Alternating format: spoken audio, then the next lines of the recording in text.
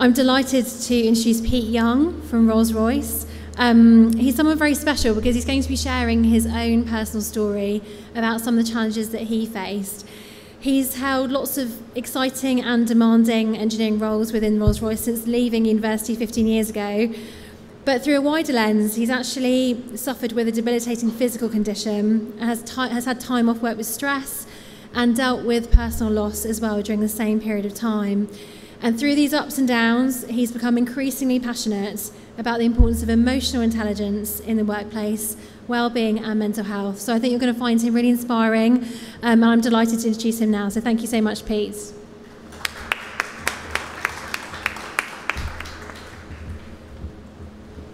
Can everyone hear me? Excellent. Right. So I'm afraid I'm going to be a bit of a nightmare for the audio-visual team because I like to walk and move my arms around. Yeah, I've been asked to come and talk today a little bit about my own experiences and some of the things that have happened during my career. The point of this is really to give a bit of an indication about the fact that actually sometimes you have to balance your desire to progress with something like career, like studies. You have to balance that sometimes with making the right choices, looking after yourself. So in terms of who I am, yeah, so I'm Pete. I work for Rolls-Royce and have done for 15 or so years. I have a job title which I don't really talk about too much because I'm Pete. I am a person rather than a job title, but I do have the opportunity at looking at one of Rolls-Royce's more exciting projects, or at least I think so anyway, about the Ultrafan, which is one of our engines that we're developing for the future in terms of our sustainability journey. So I'm going to talk for about 15, 20 minutes or so, and then hopefully you'll have some questions for me, because I've only got 2 slides, so it should be relatively easy. So yeah, so that's me, and a picture of me when I was a lot younger and didn't have as many grey hairs as I do now. The point that I'm just going to put up here is my job history. That isn't necessarily something that I'm going to dwell on too much, but there is a point as to why I've done it in this way. I think one of the things that is really important to remember is that actually everyone has a slightly different career journey. Everyone has something that's slightly different in the way that they deal with and tackle the way that they go through their career. So I'm going to put this up, and then I'm going to talk it through, and then hopefully you'll see why I've done this. So start off with who I am. So I'm Pete, as I said. Now I've removed names, but I'm married. I've been married for 12 years to my wife, and we've got 2 sons, one of whom 7, and one of whom is 1 year old. So to describe my last 24 hours, my wife is currently suffering with flu, as is my 1-year-old, and my 7-year-old has just recovered from flu. I had a flu jab a few weeks ago, and therefore I am not suffering with flu, but my house is a war zone at the moment, unfortunately. Very, very ill, and it's going on longer than I would like, and it's creating lots of sleepless nights. But that is who I am at home. So I bring that into work. So every time I have a day at work, I'm not a robot. I come in having lived and experienced that situation at home. Lots of joy, lots of happiness, lots of fun, lots of laughter, but actually trials as well. And I think it's important to remember that we are not robots. We're not people who put emotion aside when we go to whatever we're doing, whether that's studying, whether that's a job, whether that's a career. Actually, we bring everything into work and who we are.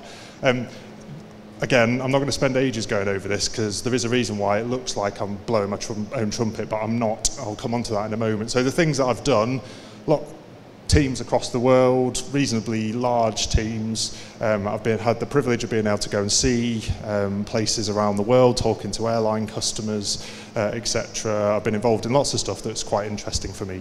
Probably doesn't tickle your fancy, but is quite interesting for me. In terms of what have I done? Well, been to university at Sheffield. I'm a chartered engineer. I've done some project management stuff, and I was blessed to be able to join the Royal Aeronautical Society last year. Job titles down here, started off with joining the company in 2007, did lots of analytical things. I'm an engineer by background. I love spreadsheets, I love numbers. It was really interesting to hear the budgeting stuff because I've got a good budget spreadsheet that I like to update. Then I moved into some different roles around gradually growing in responsibility, kind of in terms of the number of people and budget I was looking after. Again, not important in itself, but I will talk about that in a moment before I get to a point where I was then appointed in this role 4 months ago. Now, right, so this is the LinkedIn version of my career history. Someone sees that, they're like, wow, look at the progress, look at the, oh, you joined here, did that, did that, did that, did that, and ended up at that. So that's the LinkedIn version, and that's the journey that it looks like. So it looks as if you're riding a bike, it's flat, and you arrive at the finish line, and everything's great. I've rolled my eyes at that. Although that is my career history, that is not what life is like. Life has its ups and it has its downs, and I'll talk about that a little bit more in a moment. I think one of the things that I wanted to just talk about is actually in our day and age, external perception of what people have achieved and what people do has never been more difficult to connect with than today.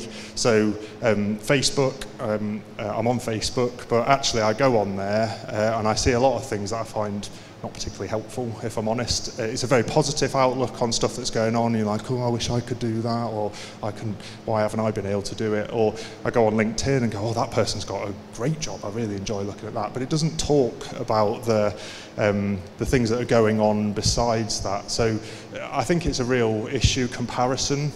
In our day and age, whatever you're doing, wherever you are, comparison is a big, big thing for us as a culture, because we've never had more information, we've never had more data, we've never been more connected, but then all the studies are saying we've never been more lonely, which is a real difficulty and something to think about. So, right, I'm going to give you the reality now. So that's the version that you'd see on LinkedIn.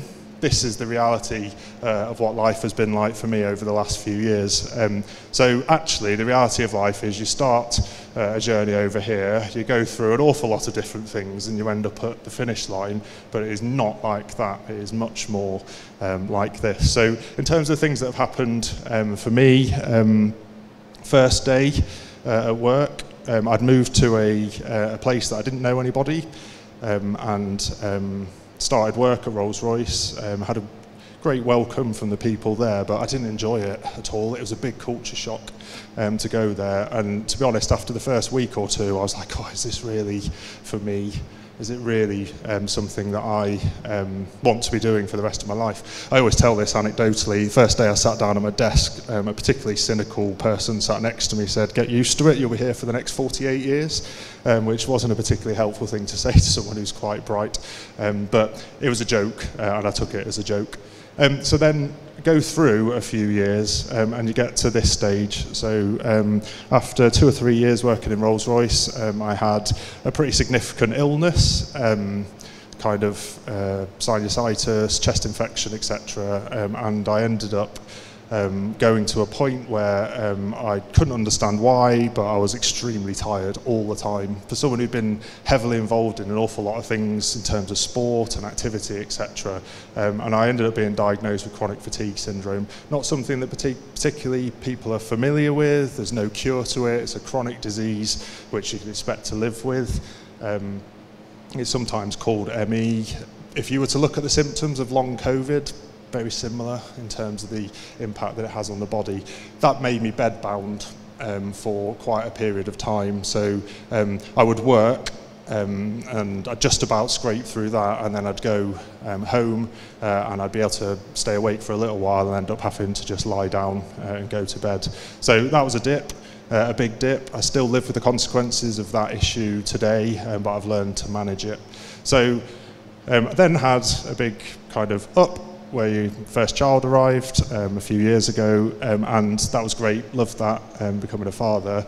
But just after that, I then had an absence from work, which was to do with stress. So moved into a new role, just had a baby, and for lots of different reasons, it triggered my chronic fatigue, and I ended up going off with stress, and it caused a relapse in my circumstances. So I was off work for 3 months, then had a phased return to work, and it hurt, if I'm honest. It really hurt, and I still look back on that time. I'll come back to it in a minute, but it was a refining time for me, and it was a time where I learned a lot about the things that how I process things and how I deal with issues that come up, but I will come on to that in a moment. Then through that phase return to work, I then had a total loss of confidence, and I ended up demoting myself. So I said I'd really like to go back to doing something different, and I'd like to try a different kind of role, and taking a demotion in the process. So that was a loss of confidence. It was also something where I needed to give myself some headspace, just to be able to deal with the things that were going on. Fast forward another year or two, my wife and we lost a baby due to miscarriage. That destroyed us. It was very upsetting. It was very difficult to deal with. A really big mental strain on ourselves individually, but also on our relationship. It was very, very hard. You can probably tell it's still quite difficult to think about it. Then next year or two later, my best friend, or one of my best friends, died from a brain aneurysm. So 34 years old, and no warning, unfortunately passed away. And that was again another moment where you have a lot of sadness. You try to deal with kind of the grief of that whilst also continuing to function. And then the final part of it, we were told as a couple that we were not able to have any more children, which again was a mentally difficult thing for us to grapple with together, with one another. The specialist said that it wouldn't be possible. As you've probably noted, the specialists were wrong. We were able to have another baby, but it's been a very, very difficult time for us over a number of years. Now, this isn't for me to go through my entire life story as a grief thing. Actually, it's there to say that this might be what people perceive over here on the left, but actually the reality of what life looks like is this. And I brought all of those things into work with me because they are part of who I am, and they're part of my experiences. And I guess what did those things teach me? Well, they taught me. I guess it probably sounds a little bit silly, but it taught me that you go through difficulties in life. There are things that happen, and you've got to make choices that help you to deal with those things. So at each one of those moments, I learned a little bit about how I deal with challenges, about how I need help, how things might trigger difficulties within me, in terms of the way I deal with pain, the way I deal with relationships when I'm struggling with things. It taught me an awful lot. And I guess one of the things that I look back on is, although those things were very, very difficult at the time, I did learn an awful lot. And everyone's life will be slightly different. Everyone will have slightly different issues at home. They'll have different issues at work. But actually, the way of looking at these things and learning from them is really, really important. I think the other thing that I was going to mention, and I've only got one more slide, but I guess how to deal with these things in a resilient fashion. I think as I went through these, I noted the times where I found things most difficult was when I was isolated, when I was struggling with things. I didn't have people, or didn't open up to talk about these things with others. You might look at some of these things and go, well, they were very, very difficult, and I do look at them and think that was a very painful time. But actually, some of these things I was really supported by friends, I was supported by peers who helped me to process some of those things and to give me a much broader perspective on how I approach my career, but also how I approach my well-being, and how actually sometimes it is more important for you to think about the way that things are impacting you, and not necessarily to get lost in this stuff over here, but actually to deal with those things yourself and recognise that you bring those things into your work. One of the things that I've been thinking quite a lot about at work at the moment is mindset. Has anyone ever heard of something called growth mindset? Yeah, so it's a concept that was thought about by a lady in America called Professor Dweck. It talks about whether you have a growth or a fixed mindset. So it talks about how you tackle trouble and challenges and problems that you want to go away and fix. And the way that it talks about those things, it says, well, if you have a fixed mindset, you'll approach something that says, actually, my talent is limited, my potential is limited, and actually, if I encounter a problem, I'm not going to be able to fix it because I'm not trained in how to do it, I'm not able to fix that problem. Whereas actually, the growth mindset part of it talks much more about what can you learn from these opportunities. You may not know how to do something yet, and they say that she has a phrase called the power of yet.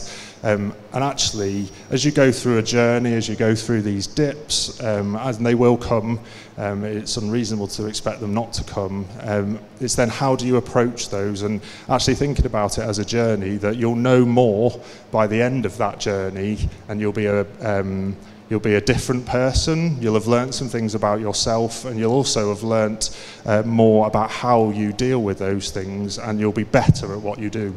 So for me, going through these difficulties and some of the journey that I've been on has actually meant that I am more, empathetic to other people who are going through difficulties. Although they're hard for me to deal with those things, actually I understand how people feel when they're going through those troubles. So that growth mindset bit is around thinking, what am I learning from what I'm doing? Maybe I don't know how to do it yet. Maybe you're sat there going, well, I don't know how I'm going to get a job after university, or I don't know how I'm going to finish my studies. And I guess my plea would be is to think about these things in what journey are you on? Maybe you don't know yet how you're going to get there. Maybe you don't know what career you want to go into yet, but actually think about it in a way that says you're learning all the time. You're thinking about what you need to be doing, where you need to be going, and that puts you in a great place from a mindset perspective to achieve really good things. So I guess the final thing that I was just going to say before I open it up to questions, I'm going to have to, my printer broke this morning, so I am actually going to have to read something in a moment from my phone. But one thing, I guess, putting this aside as to who I work for, maybe just as Pete on the stage, please do look after one another, look after the people you know, and ask them and talk to them, and ask how they are, and actually listen.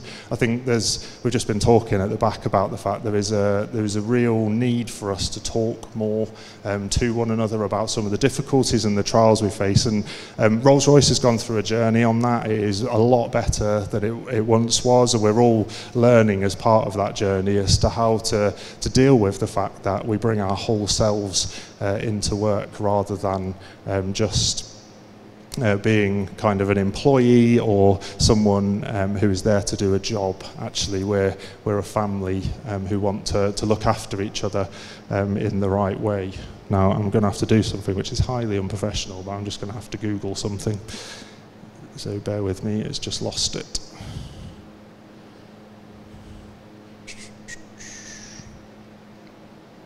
So the final thing that I was going to just show was something about Winnie the Pooh. So probably not something that you were expecting me to talk about, but I've found this quote. Now, there's some debate as to whether it's Winnie the Pooh or not, but I think it's important as something just to bear in mind, and which I try to put into practice every day. So I call it Be More Piglet.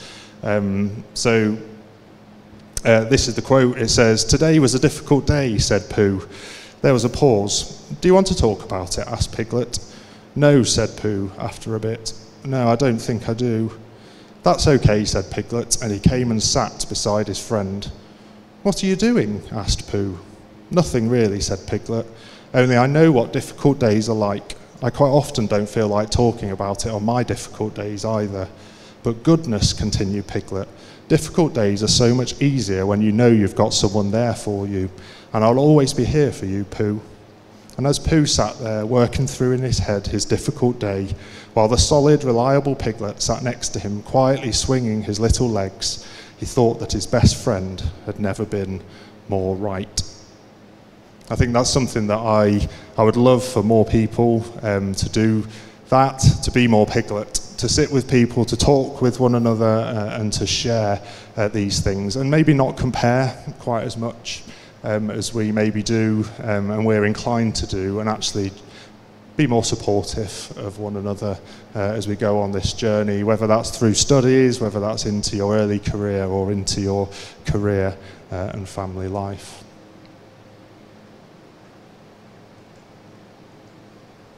Right. Has anyone got any questions?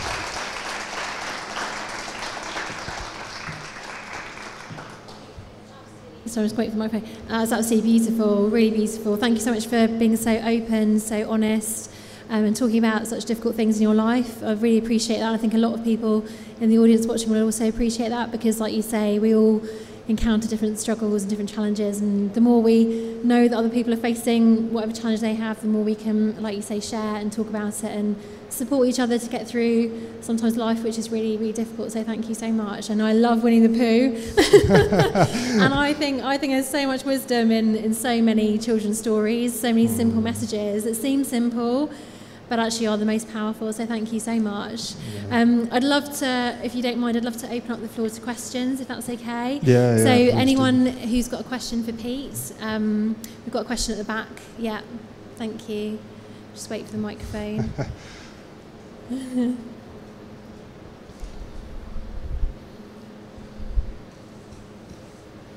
Hiya. I was just wondering what things help to bring that notion or those notions into an actual workplace. As in the, maybe if I could just clarify the question. Yeah, so are you thinking about how do we bring some of the things that I've spoken about here and practically apply them? Like let's shorten it to like, how do you bring #BeMorePiglet into the workplace, and essentially what's been good at Rolls-Royce? Yeah, okay. So I think there's two things that come to mind immediately. The first is time. So everyone's really busy, aren't they? We've all got different things going on. So whether that, it depends what stage of life you're at. So you might have lots socially, clubs, university, whatever it might be. My life's full of kind of work, hobbies and family. Having the time to sit there, I guess I look at Piglet and I think he spent the time, he invested the time in a friend, and I think that that message of actually using the time that you have, which might be a precious commodity, but what's more precious than looking after the people that you love and the people that you're friends with? I think the second part is around listening. I once heard a stat that said we spend 85% of our brain power when someone's talking to us thinking about what we're going to say next, rather than listening. And I think that's something that's always challenged me a little bit, because someone might be telling me their story and I'm sat there going, oh, that relates to my story, the next thing I'm going to say is this. Whereas actually just sit and listen to what that person's saying and ask questions. The buzzword for it's active listening. It's a fact of listen to what people are saying and stay in that conversation with them. In terms of how that practically works out in Rolls-Royce, I've been really well supported through the issues that I've found. People have given me time. They've also not given me time in a positive way, as in they've given me time off, which has helped for me just to settle my thoughts. I've then had time to talk to people, and I think one of the things that I've always been blessed with at Rolls-Royce is I regard quite a lot of the people I work with as friends. I know about their families, they know about my family, and so when I've had these things happen, they've sat me down and they've talked to me about it, and then said, well, how can we shape what you're doing so that you're not put into a circumstance that hurts at that moment in time. So when I came back from stress a few years ago, my line manager sat me down and said, right, you're not doing that, you're not doing that, and you're not doing that, because actually it could put a level of stress into your kind of mind that you don't really need at the moment. So, and then gradually opened the gates again and got to a point where I was at full pelt again. But does that answer your question? Totally. Thank you. Okay. Thank you so much. That was a great question and a great answer as well. And what strikes me is that so many of these things are like listening, like time, like sitting next to someone. Even if you can't find the solution, they all seem really simple and things that we knew when we were little, and yet as we've got older, they've been kind of squeezed out, or we've kind of forgotten about those things, and they are obviously still challenging in a busy workplace environment, but they're actually things that we all have inside ourselves to give. Yeah, I guess the other thing is they're free. Yes. So people actually you don't need to give something to someone, you don't need to kind of fix people's problems. Great if you can, but actually just invest in something that's free time and listening. It's true, which is a really powerful message considering all of the constraints that are on everybody at the moment in the world, and how complicated the world appears at the moment, that actually there are some simple tools that we all have that we can give each other. And I think at university, as a student, that's even more relevant, isn't it, in that environment where it can be quite isolating sometimes. So are there any other questions at all for Pete from the audience? We've got just one over here, actually. Yeah. It's nice to have a question from this side, because I've been running that side. Hello, thank you for sharing. I'm sorry to hear about the last few years you've had. It sounds really awful. My question to you, so earlier on in my career, I won't name drop any company, but I was once told to leave my baggage at the door, and that was a really difficult thing to hear after sharing such a personal story with management. My question to you is, how would you advise someone to respond to that, especially with this topic of conversation at the forefront of a lot of organisations these days?